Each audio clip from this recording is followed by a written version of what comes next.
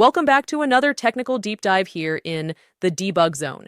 Today we're tackling a big question and breaking it down with insights from other users. Hopefully this clears up some misconceptions and helps you get the answer you need. So buckle up, stay a little curious, and let's jump right in.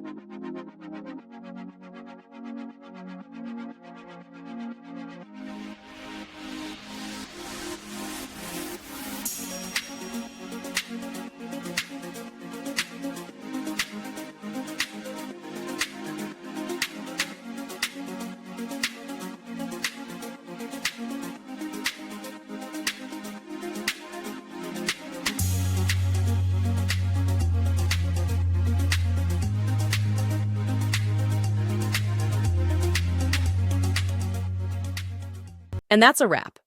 I hope you found the answer you were looking for. If you did, take a second to hit that subscribe button. It really helps out. And let me know in the comments which solution worked best for you. See you next time in the debug zone.